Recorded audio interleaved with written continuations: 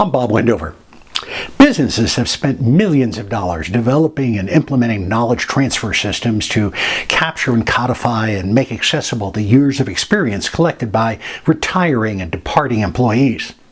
Now, this is not confined, by the way, to just the leadership and management levels.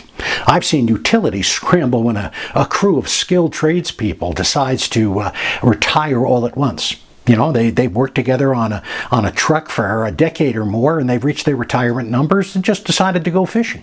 So what would you do? Even the best leadership teams can get caught up in this kind of transition.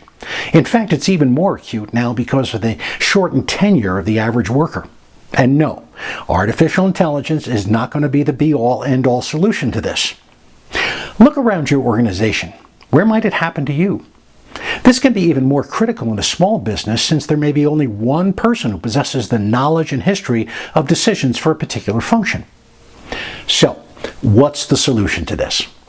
Well, smart leaders document their decision-making process. And this accomplishes two goals. First, it captures the chronology of the decisions made and their reasoning. Now, this chronology can provide context when circumstances change and people wonder why an issue was resolved in a particular way.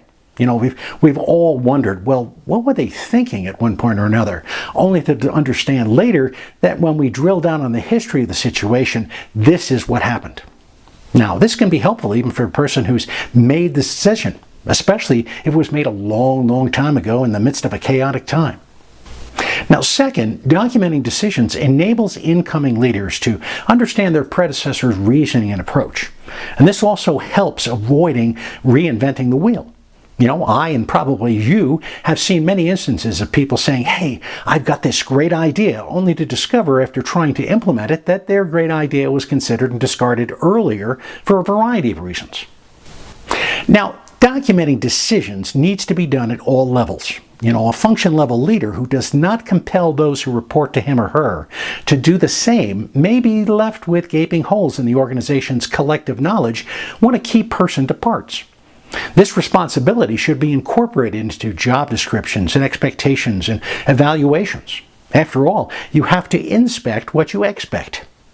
So, how do you do this effectively and efficiently? I found journaling is the easiest. I now have a series of paper journals that I have filled over the past 3 decades with notes on decisions and inspirations that have come to me and comments and feedback from trusted colleagues and mentors and options for how to proceed on various issues. Doing so in a chronological fashion helps me to find the reference when needed, as in, you know, I remember we were discussing this issue last March. Let me start there. Now, you don't have to use paper, of course. A Word doc or a Google Doc or something similar works just as well. Just don't use scraps of paper. They're too easily lost or get shuffled away. Now, this, of course, takes a bit of discipline. You have to develop the presence of mind to stop and jot some notes as you make the decision. Promising yourself that you'll get back to it later never seems to really happen.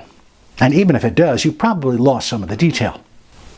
There's no need to record all of the details, however. I have found that just the essentials are enough most of the time.